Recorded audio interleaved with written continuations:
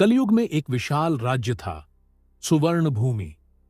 एक समय वहां का राजा न्यायप्रिय था, लेकिन धीरे धीरे उसके भीतर अहंकार और सत्ता का नशा भर गया। उसके दरबार में बैठे कुछ मंत्री केवल अपनी शक्ति बचाने में लगे रहते थे। राज्य का शिक्षा मंत्री वर्षों से युवाओं के भविष्य के साथ खिलवाड़ कर रहा था। परीक्षाओं में भ्रष्टाचार, योग्य छात्रों की अनदेखी और शिक्षा व्यवस्था की दुर्दशा से पूरा राज्य दुखी था। जब अन्याय अपनी सीमा पार कर गया, तब भगवान श्री राम के परम भक्त हनुमान जी साधु का वेश धारण कर राज्य में पहुंचे। उन्होंने छात्रों, शिक्षकों और आम नागरिकों की पीड़ा सुनी। सत्य सामने आने पर जनता ने शांतिपूर्ण ढंग से न्याय की मांग की। हनुमान जी ने राजा के दरबार में जाकर कहा, राजा का सबसे बड़ा धर्म अपनी प्रजा का भविष्य सुरक्षित करना है।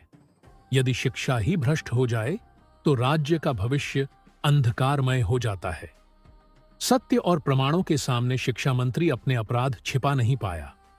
जनता के दबाव और धर्म की विजय के कारण उसे अपने पद से इस्तीफा देना पड़ा। लेकिन अहंकारी राजा ने अपनी हार स्वीकार नहीं की। उसने अपनी विशाल सेना और अपने प्रभाव में चलने वाले कुछ स्वार्थी समाचार प्रचारकों के साथ मिलकर उन शांतिपूर्ण छात्र आंदोलनों को कुचलना शुरू कर दिया, जो केवल न्याय और शिक्षा सुधार की मांग कर रहे थे। झूठी अफवाहें फैलाई गईं। निर्दोष छात्रों पर झूठे मुकदमे लगाए गए। गरीब परिवारों के बच्चों को डराया गया। जो सत्य बोलते थे उन्हें देशद्रोही, उपद्रवी और राज्य विरोधी कहकर बदनाम किया जाने लगा।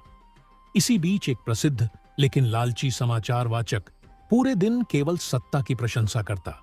उसे न भूखे बच्चों की चिंता थी, न किसानों की बदहाली की, न बेरोजगार युवाओं की, न गांवों की टूटी सड़कों की। उसके लिए हर समाचार का केवल एक उद्देश्य था, सत्य को दबाना और सत्ता का गुणगान करना। धीरे धीरे पूरे राज्य में एक ही प्रश्न गूंजने लगा, आम आदमी के टूटते भरोसे को कौन बचाएगा? तभी एक रात आकाश में तेज गर्जना हुई। हनुमान जी अपने दिव्य स्वरूप में प्रकट हुए। उनकी गदा से प्रकाश निकला, लेकिन उन्होंने किसी निर्दोष पर बल का प्रयोग नहीं किया। उन्होंने कहा, धर्म केवल राजा की रक्षा नहीं करता, धर्म सबसे पहले सत्य, न्याय और निर्दोषों की रक्षा करता है। जो सत्ता भय फैलाकर चलती है, उसका अंत निश्चित है। हनुमान जी ने अपनी दिव्य शक्ति से झूठे दस्तावेजों और नकली आरोपों का पर्दाफाश कर दिया। जिन छात्रों पर झूठे मुकदमे लगाए गए थे, वे निर्दोष सिद्ध हुए। अनेक ईमानदार अधिकारी और पत्रकार भी साहस जुटाकर सत्य के साथ खड़े हो गए। जब पूरी प्रजा एकजुट होकर शांतिपूर्ण ढंग से न्याय की मांग करने लगी, तब राजा का अहंकार टूट गया। उसे समझ आया कि भय से शासन तो किया जा सकता है, लेकिन लोगों का विश्वास नहीं जीता जा सकता। राजा ने अत्याचार रोकने, झूठे मुकदमे वापस लेने और शिक्षा व्यवस्था में सुधार करने की घोषणा की। स्वार्थी प्रचारकों का प्रभाव भी समाप्त होने लगा, क्योंकि जनता ने स्वयं सत्य की खोज करना सीख लिया। हनुमान जी मुस्कुराए और बोले, मैं हर युग में गदा लेकर नहीं आऊंगा।